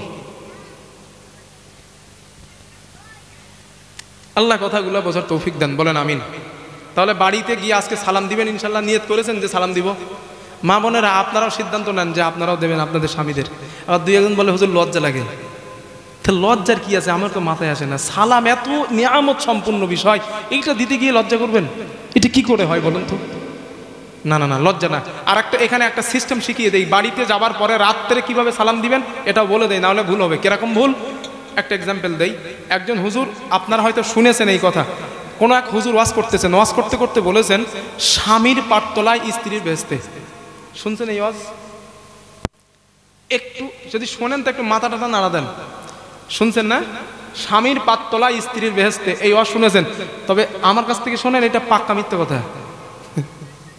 পুরো মিথ্যা কথা এটা নবীর একটা আমার কথা তো রেকর্ডিং হচ্ছে লাখ লাখ আলেম শুনবে হাফেজরা শুনবে তাহলে এত দায়িত্ব নিয়ে কেন বলছি আমি যে মিথ্যা কথা আমি ওভার কনফিডেন্স নিয়ে বলছি রসুলের একটা সহি হাদিস তো দূরের কথা একটা জয়ীফ হাদিসও নাই যে স্বামীর পায়ের নিচেই স্ত্রীর বেহেশতে হাদিসে কি আস হুজুর এটা বানাই বলছে বানিয়ে বলেছে হাদিসে কি আছে জানেন হাদিসে ওইটা আছে হুজুর হাদিসটাকে ঘোরাইছে এক সাহাবা নবীর কাছে আসলেন আসার পরে বললেন হুজুর আপনি আমাকে এজাজত দেন অনুমতি দেন আমি জিহাদে যাব নবী বললেন তোমার মা বেঁচে আস সাহাবা বললেন ক্বালু নাআম জি হুজুর হ্যাঁ মা বেঁচে আস ওই সাহাবাকে নবীজি বললেন ইযহাব তুমি বাড়ি যাও ফাকরিমহা তোমার মায়ের কাছে ফাইন্নাল জান্নাতা তাহতা রিজলাইহা তোমার মায়ের দুই পায়ের নিচে আল্লাহ তোমার জন্য জান্নাত রেখেছেন সুবহানাল্লাহ বলেন তো নবী হাদিসে বলছেন মায়ের পায়ের নিচে সন্তানের বেহেশতে আর হুজুর আমি বাকিবুল্লাহ বানাই দিছে না না না না স্বামীর পায়ের নিচে ওই স্ত্রীদের বেহেশতে এখন এই ওয়াজ শোনার পরে এক মহিলা বাড়ি গেছে এই যে আজকের আমার বক্তব্য ওনারা শুনছেন এখন বাড়ি গিয়ে টেমি টেমি নিয়ে স্বামীর পাটতলায় খোঁজা শুরু করেছে জান্নাত হুজুর বলছে এখন স্বামী বলে কি ব্যাপার তুমি এখন রাত্রে টেমি নিয়ে কি খোঁজো বলে তুমি বুঝবা না হুজুরের কাছে ওয়াজ শুনে আসছি তোমার পায়ের নিচেই নাকি আমার জন্য বেহেশতে আস তো এই যে আবেগ আবৃত্তি, কথা না বুঝে বিশ্বাস করা, এইগুলা করা বাড়িতে গিয়ে ঠিক নয়। আমি কি বোঝাতে চাইলাম এইটাই, যে বাড়িতে যাওয়ার পরে সালাম দেওয়ার সিদ্ধান্ত আপনারা নিয়েছেন, তবে আবেগে সালাম দিবেন না। সালাম দেওয়ার একটা পদ্ধতিও রাসূলুল্লাহ শিখিয়েছেন, সুবহানাল্লাহ বলেন। ওই হাদিসটা বলি বাড়ি গিয়ে কিভাবে সালাম দিবেন। তবে ভাইয়ারা একটা কথা বলে যাই, যে হুজুরকে দাওয়াত করেন আলেমদের সঙ্গে একটু পরামর্শ করে করবেন। আমি বাকি মিল্লা ছোট মানুষ, আমার জ্ঞান কাণ্ডক বেশি নাই, কারণ সমাজের মধ্যে এই মাহফিলের মধ্যে আমি তো আদম যুগের লোক না, আমি কলকাতা ভার্সিটি পড়ার ছেলে। আমি তো ফেসবুক ইউটিউব মোটামুটি বুঝি, মাশাআল্লাহ আপনাদের থেকেও মোটামুটি ভালো বুঝি। তো আমিও বুঝি, তো ফেসবুক ইউটিউবে দেখি হাজারো মিথ্যা কথা, যেটা হাদিস না নবীর নামে চালানো হচ্ছে, মিথ্যা গল্প কেচ্ছা মাহফিলের মধ্যে শোনানো হয়, আর আপনারা শোনেন আর মাশাআল্লাহ বাড়ি গিয়ে খুব আনন্দ করেন, হুজুর এই কথা শোনায় গেছে। এই জন্য আলিমদের সঙ্গে পরামর্শ করে বক্তা দাওয়াত করবেন, যে হুজুর আমরা ওনাকে দাওয়াত করতে যাচ্ছি, আপনি বলেন ওই আলিমটা কেমন হবে, আলেমটা কি ভালো, ওনার কথার মধ্যে নবীর সহি হাদিস বা কোরআন ইজমা কিয়াস সম্বলিত সঠিক তথ্য আছে কি না, হুজুর আমাদের বলেন।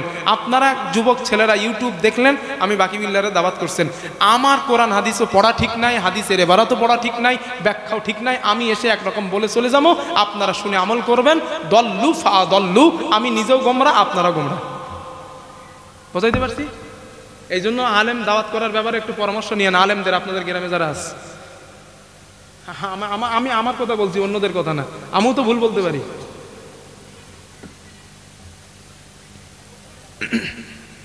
রাগ করতেছেন মনে হয় না? না ভাইয়া, আপনারা যদি মনে করেন হুজুর আপনি বিরোধিতা করছেন, না, এটা এর বিরোধিতা বলে না, এটা বিরোধিতা করা নয়, এটা সত্য, এটা সত্য, এটা বিরোধিতা করি না। আমি কারোর বিরুদ্ধেও বলি না, কারোর পক্ষেও বলি না। আপনারা ইউটিউবে দেখবেন আমি বলি না এগুলা, আমি পছন্দ করি না। আমি ঐক্য চাই, আমি ঝামেলা চাই না।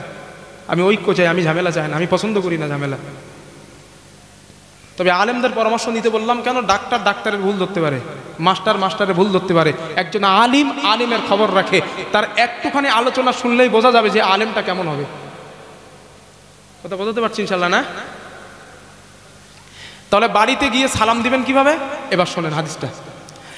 আল্লাহর নবীর সাহাবা আনিল মিকদাদ রাদিয়াল্লাহু তাআলা আনহু قال, নবীজির সাহাবা হযরতে মিকদাদ রাদিয়াল্লাহু তাআলা আনহুর বর্ণনা, তিনি বলেন আকবালতু আনা ওয়ার রাজুলানি ওয়াস সাহিবানি লি।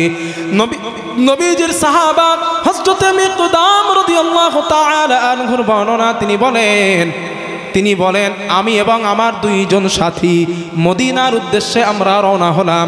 আমরা চলতে চলতে মদিনার মরুভূমির মধ্যে প্রচণ্ড ক্ষুধার্ত হয়ে গেলাম।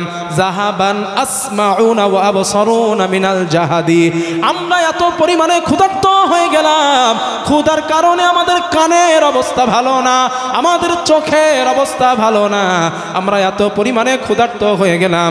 হযরতে মিকদাম বলেন, কে বুঝিবে এ দুঃখ আমার, ও গো মাবুদ তুমি ছাড়া কাকে শোনাই ব্যথা বিরহে,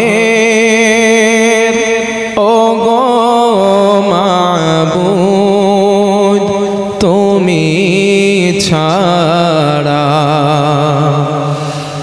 কে বুঝিবে এ দুঃখ আমার, ও গো মাবুদ তুমি ছাড়া কাকে শোনাই ব্যথা বিরহে,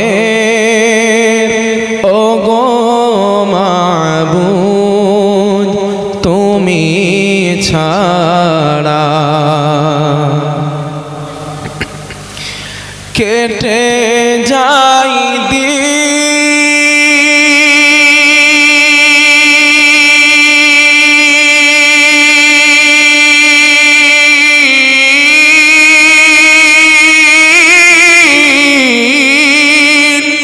কেটে যাই দিন, কেটে যাই রাত, বোঝে না কেউ দিলের চাহাত, কেটে যায় দিন কেটে যায় রাত, বোঝে না কেউ দিলের চাহাত, আপন করে কাছে টেনে, আপন করে কাছে টেনে মেটাও ঝালা গোপিয়ারা,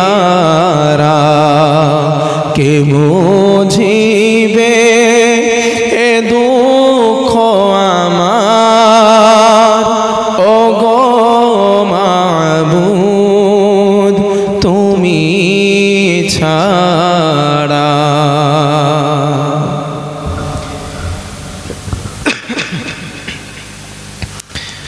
আলহামদুলিল্লাহ, আজ জলসার সম্মানিত নির্ধারিত শিক্ষিত সুবর্ণ সভাপতি সাহেব, সামনে বসে থাকা ইসলাম দরদি কোরআন প্রেমিক আল্লাহ তার রসুল প্রেমিক আমার আব্বাজান ও যুবক ভাইরা,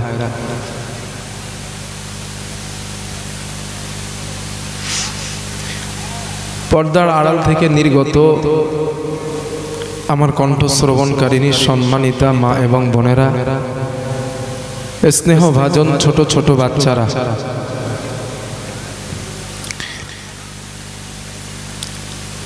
মাগরিবের পর থেকে এত সময় পর্যন্ত আপনারা বিভিন্ন আলেম ওলামাদের কাছ থেকে গুরুত্বপূর্ণ আলোচনা শুনেছেন। আমি আপনাদের সামনে আল্লাহ পাকের নগণ্য অযোগ্য এক গোলাম কথা বলার জন্য বসেছি।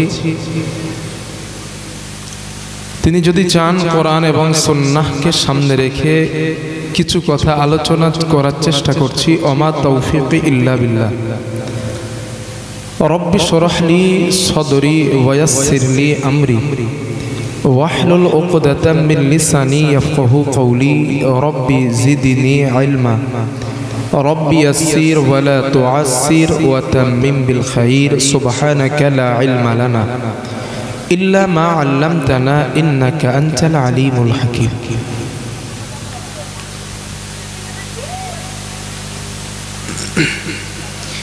আমরা আলোচনা শুরু করার আগে আল্লাহ তাআলার একটু প্রশংসা করি উচ্চ আওয়াজে, প্রাণ খুলে সকলে মিলে আওয়াজ করে একবার বলি আলহামদুলিল্লাহ, আর একটা বার বলি আলহামদুলিল্লাহ। নবীজির প্রতি জানাই দরুদ পড়ি সাল্লাল্লাহু আলাইহি ওয়াসাল্লাম। সম্মানিত ভাই, আমি আলোচনা শুরু করার আগে একটা মাসআলার ব্যাপারে একটুখানি বলে দেই, যেহেতু আমি নিজে গানে শুনতে পেয়েছি আর মাসআলাটা আমি জানি। ইয়াসিন সাহেবকে প্রশ্ন করা হয়েছিল যে চেয়ারে বসে নামাজ হবে কিনা। আমি সাথে সাথেই কথা বলতাম, যেহেতু ওনার বলার পরে আমার কথা বলার সুযোগ আছে, তাই আমি ভাবলাম যে মাইকে গিয়ে এই ভুলটা একটু সংশোধন করি। এটার মূল মাসআলা হলো, উনি যেটা উত্তর দিয়েছেন মসজিদে নামাজ হবে না, না বাড়াইতে হবে না, আমি আস্তে কথা বলছি চলবে, সাউন্ড খুব ভালো আছে, সাউন্ড ভালো আছে। মসজিদে চেয়ারে বসে নামাজ হবে না, বাড়িতে নামাজ হবে, এই কথা বলছেন উনি না, কিন্তু মাসআলাটা রং। কিভাবে রং? রাসূলুল্লাহ সাল্লাল্লাহু আলাইহি ওয়াসাল্লাম। আর তার আগে আরেকটা কথা বোঝেন, ইজমা এবং কিয়াস বলে দুইটা জিনিস আমরা জানি, আর যারা হানাফি মাযহাব ফলো করি তানারা ইজমা এবং কিয়াস মানেন, বা চার মাযহাব যারা মানেন তানারা। তো ইজমার কিয়াস করতে হয় কোরআন এবং হাদিস থেকে খুঁটে বেছে, কোরআন হাদিসের তথ্য অনুযায়ী ইজমা এবং কিয়াস হয়। যখন আমরা স্পষ্ট হাদিস কোরআনে পাই না, তখন আমরা হাদিসে যাই। জ্ঞান উঠছে ভাই? যখন আমরা কোরআনে না পাই হাদিসে যাই, হাদিসে না পাই তখন কি করি? ইজমা এবং কিয়াস করি। রাসূলুল্লাহ সাল্লাল্লাহু আলাইহি ওয়াসাল্লামের যুগে কাঠের চেয়ার ছিল না? ছিল না। জোরে বলেন ছিল। কিন্তু একটা হাদিসে বা কোনো সাহাবার যুগে বা কোনো সাহাবার আমলে এই আমলটা নাই বা দেখাতে কেউ পারবেন না। আমি ওভার কনফিডেন্স নিয়ে বলছি, কেউ দেখাতে পারবেন না যে সাহাবাই কেরাম অসুস্থ হয়েছেন, যুদ্ধের মাঠে পায়ে তীর খেয়েছেন, কোমরে তীর খেয়েছেন, চেয়ারে বসে নামাজ পড়েছেন, মসজিদে অথবা বাড়িতে।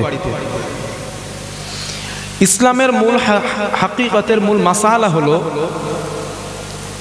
চেয়ারে হোক, বাড়িতে হোক আর মসজিদে হোক, ইসলামের বিধান হলো দাঁড়াতে পাচ্ছেন না বসে পড়ুন, বসতে পাচ্ছেন না শুয়ে পড়ুন।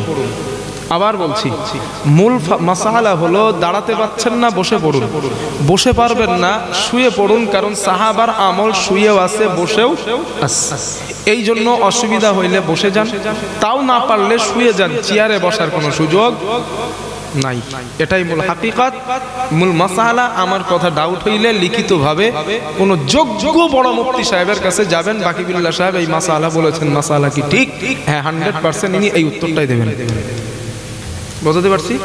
আমি আবার বলছি, আমি পড়াশোনা করে বলছি, মাসালাটা জানা ছিল তাই বলে দিলাম, কারণ আপনাদের কাছে ভুল মেসেজটা যাবে, আপনারা বাড়িতে ওই আমলটা করবেন না, এটা ঠিক নয়।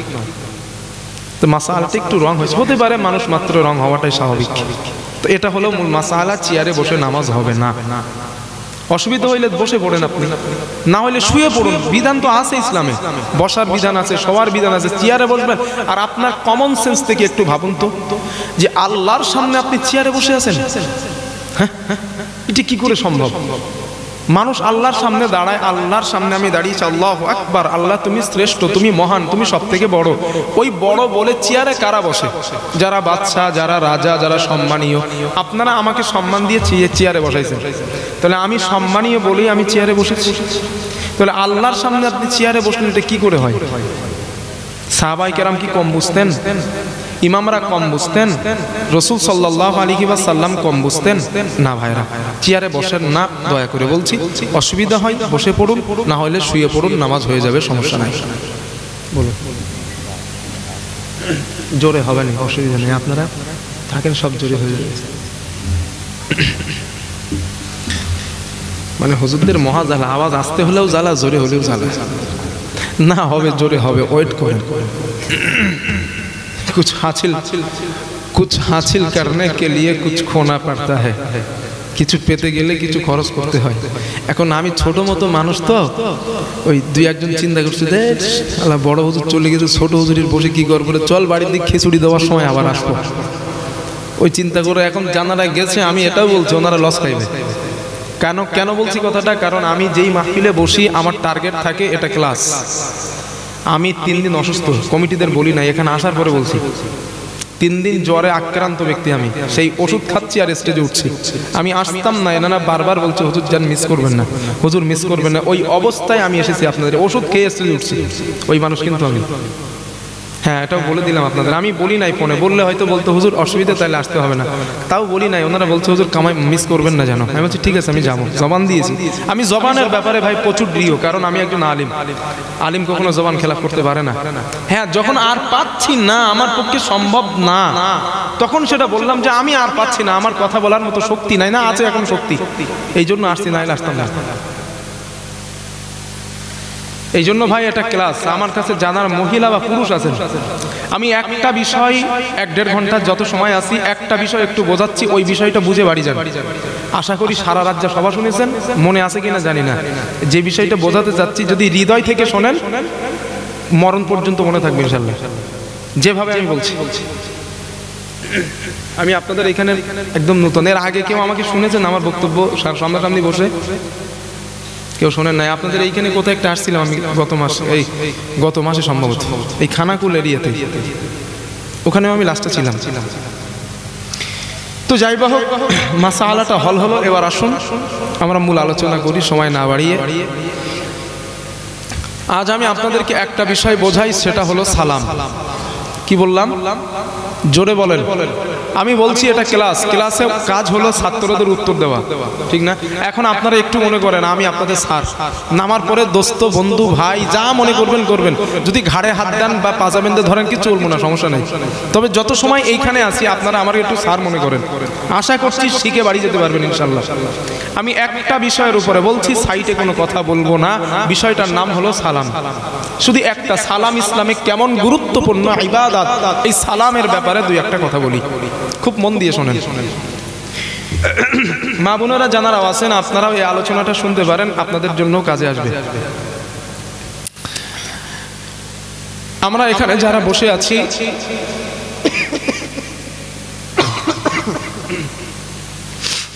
আমাকে একটু মাফ করবেন, দুই এক সময় মানে কাশি হয়েছে তো হয়তো একটু অসুবিধা হবে, একটু ক্ষমার চোখে দেখবেন। তো আমরা এখানে যারা বসে আছি আমরা সবাই একদিন মারা যাব। মারা যাবার পর হাসরের ময়দানে আল্লাহ তাআলা আমাদের সকলকে হাজির করাবেন। হাজির করানোর পর ভাইয়া আমি বলি শোনেন, আমি জোরে বললে জোরে হবে, সমস্যা নাই। এই বেশি আওয়াজ দিলে এইখানে আমার কানে লাগলে সমস্যা হচ্ছে। এই মেয়েরা শুনতে পাচ্ছে না? মাইক বাড়িয়ে দেন, বক্স থাক, তাহলে মাইকটা বাড়িয়ে দেন, শুধু মাইকটা বাড়িয়ে দেন, বক্স থাক শুধু। হ্যাঁ, শুধু মাইকটা বাড়িয়ে দেন, আপনি বক্সটা দেন না, শুধু মাইকটা বাড়িয়ে দেন। হ্যাঁ, মাইকের আওয়াজটা একটু বাড়িয়ে দেন, চলবে।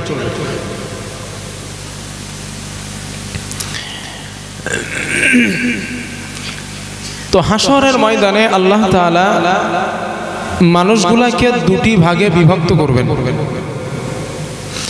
একটা হবে ফারিকুন ফিল জান্নাতি, আর একটা হবে ফারিকুন ফিস সাঈর। একটা দল যাবে জান্নাতে, আর একটা দল যাবে জাহান্নামে। এই কথাটা কার? জোরে বলেন। আল্লাহর। হাসরের মাঠে দুইটা দল হবে, এই কথাটা আসছে কোরআনে। একটা হাদিসের মধ্যে এসেছে, রাসূলুল্লাহ সাল্লাল্লাহু আলাইহি ওয়াসাল্লাম বলেছেন, তাফতারিকু আলা উম্মতি সালাসা। হাসরের দিন আমার উম্মতের মধ্যে 73টা দলে ফেরকা হবে। কয়টা? 73টা, 73। 73টা দলে ফেরকা হবে, এর মধ্যে 72 ফেরকা বা 72 দল জাহান্নামে যাবে। ইল্লা ওয়াহিদ, একটা দল যাবে জান্নাতে।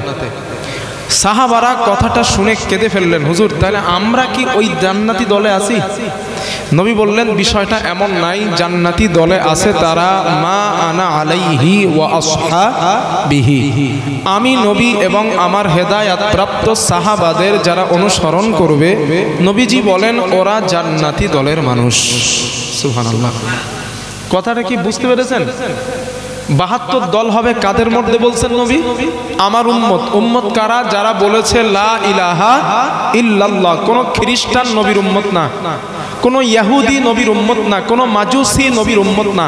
উম্মত কারা? ঈমান আনছে আল্লাহর উপরে যারা, এই উম্মতের মাঝে 72টা দলে বিভক্ত হবে। প্রশ্ন হলো, হুজুর ঈমান আনার পরও জাহান্নামে যাবে, কথাটা কেমন হইল না? ঈমান আনার পরেও জাহান্নামে যাবে তারা দুনিয়ায় বেদাত নামীয় কাজে লিপ্ত ছিল যারা। আমার আলোচনাটা পরিপূর্ণ শোনেন, পুরো বুঝে যাবেন আলোচনা ইনশাআল্লাহ।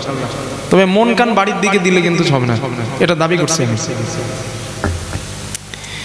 তো একদিকে কোরআন বলছে দুটো দল হবে, একটা জাহান্নামী একটা জান্নাতি। অপরদিকে নবী বলছে এই উম্মতের মাঝে 73 দলের 72 দল জাহান্নামী, এক দল জান্নাতি। এরপরেও আল্লাহ জান্নাত বানিয়েছেন কয়টা? 8টা। চিন্তা করেন তো একটু। একদল জান্নাতে যাবে, এর মধ্যেও আল্লাহ তাআলা বললেন আল্লাহ জান্নাত বানাইছেন 8টা, জাহান্নাম বানিয়েছেন 7টা। একটা হাদিসে আমি পেয়েছি জাহান্নাম মূলত একটাই, জান্নাতও মূলত একটাই। জান্নাতের স্তর হলো 8টা, জাহান্নামের স্তর হলো 7টা। একটা হাদিসে আমি পেয়েছি এই কথা। তাহলে মূল কথা হলো জাহান্নাম এবং জান্নাতের পার্থক্য সূচিত হলো, একদল কাফির ওরা যাবে জাহান্নামে, আর যারা মুনাফিক ওরা যাবে জাহান্নামে। আর জান্নাতে যাবে কারা? কোরআনের একাধিক আয়াত দ্বারা বোঝানো যাবে। তার মধ্যে একটা আয়াতের মধ্যে পরিপূর্ণতা আল্লাহ বলে দিয়েছেন। আল্লাহ পাক বলেন, ওয়া আম্মা মান খাফা মাকামা রাব্বিহি ওয়া নাহান নাফসা আনিল হাওয়া। আল্লাহ বলেন, যারা তোমার রব তথা আমি আল্লাহকে ভয় করার নীতি অবলম্বন করেছে এবং নফসের দাবি পূরণ করে নাই। নফস বলেছে সুদ খাইতে, বান্দা সুদ খায় নাই। নফস বলেছে জিনা করতে, বান্দা জিনা করে নাই, কারণ তার দাবি আমি আল্লাহকে ভয় করি। নফস বলেছে মিথ্যা বলো, বান্দা বলে আমি মিথ্যা বলবো না, কারণ আমি আমার আল্লাহকে ভয় করি। নফস বলেছে তুমি সুদ খাও, বান্দা বলে আমি সুদ খাবো না, কারণ আমি আমার আল্লাহকে ভয় করি। আল্লাহ বলেন যারা নফসের দাবি পূরণ করে নাই এবং আমি আল্লাহকে ভয় করেছে, ফাইন্নাল জান্নাতা হিয়াল মাওয়া, ওই বান্দার ঠিকানা হলো আমি আল্লাহর জান্নাত। সুবহানাল্লাহ। আল্লাহ তাআলা বললেন গোলাম জান্নাতে যাবে তারা যারা আমি আল্লাহকে ভয় করেছে এবং নফসের দাবি পূরণ করে নাই, তারা যাবে ফাইন্নাল জান্নাতা হিয়াল মাওয়া, ওই বান্দার ঠিকানা হলো জান্নাত। এই আয়াত দ্বারা আরেকটা বিষয় বোঝানো যায়। হযরত ওমর রাদিয়াল্লাহু তাআলা আনহুর বর্ণনা, তিনি বলেন মান ইয়াত্তাকিল্লাহ, যেই ব্যক্তি দাবি করেন আমি আল্লাহকে ভয় করি, ইয়াজআল লাহু মাখরাজা, ওই বান্দার অন্তঃকরণে যা হয় ও তা করতে পারে না। আমি আর আপনি দাবি করি আমরা আল্লাহর ভয় করি, এরপরেও অনেকে নামাজ পড়ি না, ঠিক না ভাইয়া? অনেকে নামাজ পড়ি না। বান্দা দাবি করেন আমি আল্লাহকে ভয় করি, এরপরেও বান্দাটা সুদ খায়। ওমর রাদিয়াল্লাহু আনহুর কথাই ওই মানুষটা মিথ্যাবাদী। বান্দা দাবি করেন আমি আল্লাহকে ভয় করি, এরপরেও সে চকলখুরি করে। ওমর রাদিয়াল্লাহু আনহুর কথাই ওই মানুষটাও মিথ্যাবাদী। এক কথাই বোঝা গেল এটাই, আল্লাহকে ভয় করার নীতি অবলম্বন করেছে এবং নফসের দাবি পূরণ করে নাই। আল্লাহ বলেন ফাইন্নাল জান্নাতা হিয়াল মাওয়া, ওই বান্দার ঠিকানা আমি আল্লাহর জান্নাত। সুবহানাল্লাহ। এতটুকু কথা তো বুঝেছেন না? জি। এবার দ্বিতীয় কথাটা বোঝেন। হযরত রাসূল সাল্লাল্লাহু আল্লাহ তাআলা হাসরের ময়দানে এই জান্নাতি বান্দাদেরকে লক্ষ্য করে একটা এলান করবেন, একটা ঘোষণা করবেন। কি ঘোষণা? ওটা কোরআনে আছে। আল্লাহ রাব্বুল আলামিন বলেন وسيق الذين اتقوا ربهم إلى الجنة زمرا حتى إذا جاءوها وفتحت أبوابها وقال لهم خزنتها سلام عليكم طبتم فادخلوها খালিদিন। জোরে বলেন আল্লাহু আকবার। আল্লাহ রাব্বুল আলামিন বলেন বান্দারে হাসরের ময়দানে আমি তোমার আল্লাহ, আমি তোমার রব, আমি ফেরেশতাদেরকে অর্ডার করব, ও আমার ফেরেশতারা ওই আমার জান্নাতি বান্দাগুলা দাঁড়ানো, আমার বান্দাদের তোমরা হাঁকাতে হাঁকাতে জান্নাতের দিকে নিয়ে যাও। আরবি ওয়াসিক শব্দের বাংলা অর্থ হলো ধাক্কা দেওয়া, হাঁকানো। কি বলছি? একটু কথা বলেন। কি বলছি? ধাক্কা দেওয়া, হাঁকানো। ওয়াসিক মানে ধাক্কা দেওয়া, হাঁকানো। প্রশ্ন আপনাদের মাথায়, হুজুর জান্নাতি সার্টিফিকেট পাওয়ার পরেও ধাক্কা খাওয়া লাগবে, কথাটা কেমন হইল না? ঠিক তো? জান্নাতের সার্টিফিকেট পেয়েছি, জান্নাতে যাব, এরপরেও আল্লাহ বলছেন ধাক্কা দিতে দিতে জান্নাতে নাও। আর একটা আয়াত শোনেন।